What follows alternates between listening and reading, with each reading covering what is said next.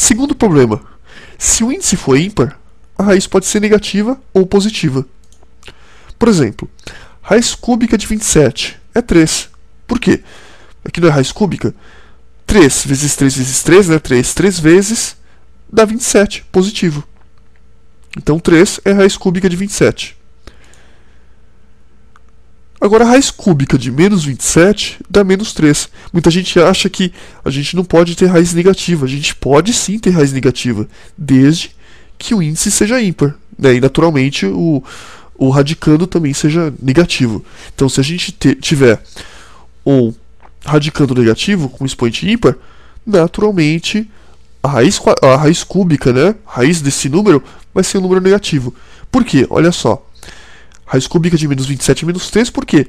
Se eu pegar menos 3 vezes menos 3 vezes menos 3, 3 vezes, vai dar menos 27. Vamos ver? Menos com menos dá mais. Com menos vai dar menos. 3 vezes 3, 9. Vezes 3 vai dar 27. Menos 27. Então, menos 3 é raiz cúbica de menos 27. Tá certo. C. Em todos os casos, a raiz, quando for numérica, ela vai ser única. Por quê? Olha só. Raiz cúbica de 27 é 3. Perceba que eu só tenho um número. Não tem mais 3, menos 3. A raiz de um número ela é sempre única. Quando for um único número, naturalmente. Se eu tiver aqui, por exemplo, raiz cúbica de menos 27, menos 3. Perceba também, ó, novamente, a raiz dá como resultado um único número. E aqui, raiz quadrada de 4 é 2. Frisando mais uma vez, raiz quadrada de 4 não é menos 2. E também não é mais ou menos 2. Raiz quadrada de 4 é 2, positivo. Problemas comuns. Quando estivermos tratando de números reais, a gente vai considerar sempre que não existe raiz quadrada de número negativo. Por exemplo, raiz quadrada de menos 4. A gente vai falar para vocês que não existe. Na verdade, pessoal, isso é uma mentirinha, né? Aliás, então, a gente pode falar que não existe ou que o conjunto de solução dessa raiz é vazio, né? Então, voltando, na verdade isso é uma mentirinha. Por quê? Porque, na verdade mesmo, existe raiz quadrada de número negativo, sim. Existe um conjunto numérico chamado conjunto dos números complexos. A gente vai ver mais pro final do nosso curso, bem pro final, né? Se não me engano, vai ser uma das últimas coisas que a gente vai ver. Então, qual que é a regra para você seguir? Se o examinador não fala nada, por exemplo, ele fala conjunto dos números reais, que é o conjunto que normalmente a gente trabalha dentro da matemática. Então, se ele falar números reais, raiz quadrada de menos 4 é um absurdo. Agora, se ele falar números complexos, opa! Se ele falar números complexos, raiz quadrada de menos 4 vai ser possível sim. Aí a pergunta que não quer calar. Quanto vale a raiz quadrada de menos 4? Isso vocês só vão ver quando a gente tiver realmente aprendido números complexos. Beleza? Item E.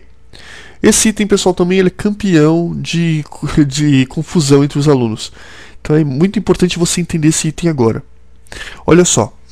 Quando o radicando de uma raiz de índice par for uma variável, nós devemos impor uma condição de existência através de um módulo. Por exemplo, vamos supor que a gente tenha a raiz de x ao quadrado. Para aqueles que forem assim muito rápidos, vão falar, bom, raiz de x ao quadrado vale x. Inclusive, foi o que você disse, vale x e não menos x, porque a raiz tem que ser positiva. Errado, gente. Por quê? Porque quem garante que esse x, que esse carinha que está aqui dentro, ele é um carinha positivo?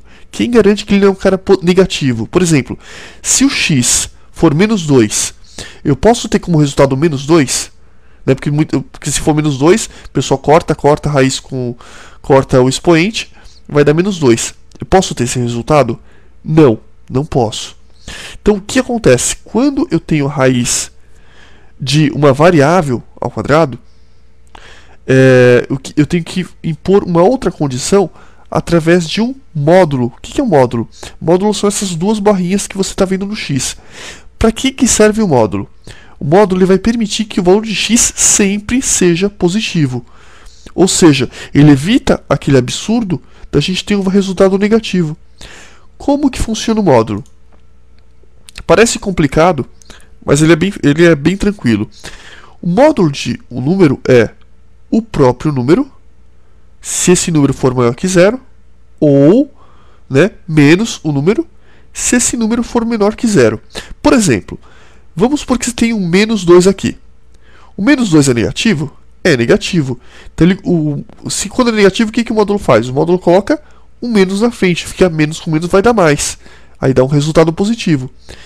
E se for 2 positivo, muda o sinal? Não muda. Então ele continua igual. Então o que o módulo vai fazer? Ele vai sempre garantir que o resultado que eu tenho aqui dentro é um resultado positivo. Ou seja, ele vai evitar que eu caia naquele absurdo de ter um valor negativo para uma raiz quadrada ou uma raiz de índice par. Beleza? Isso evita absurdos do tipo raiz, por exemplo, raiz quadrada de menos 2 ao quadrado dá menos 2, né? O pessoal já vai naquela bitola. Corta o quadrado, corta com a raiz, vai dar menos 2. Não, né, gente? É absurdo porque contraria a definição. Então, para evitar esse tipo de situação, é que existe o módulo. Se tiver aqui, por exemplo, x ao quadrado, vai ser sempre módulo de x. Beleza? O último item que causa confusão também é um sinal de menos na frente de uma raiz, é algo plenamente aceitável. Por exemplo, vamos supor que eu tenha menos raiz quadrada de 4. Isso vai dar menos 2, sem problema nenhum. Por quê? Porque note que o sinal de subtração ele não está dentro da raiz, ele está aqui fora. Eu posso ter menos alguma coisa? Posso. Ó, raiz de 4 existe? Sim. Quanto vale a raiz de 4? A raiz de 4 vale 2. 2 com sinal de menos na frente vira menos 2. Então isso aqui não é nenhum absurdo. É plenamente aceitável. Agora, se esse menos estivesse aqui dentro, raiz quadrada de menos 4, né, e a gente estivesse trabalhando com os números reais, não, a gente diria que não existe, que seria um absurdo. Beleza? Então é isso, gente.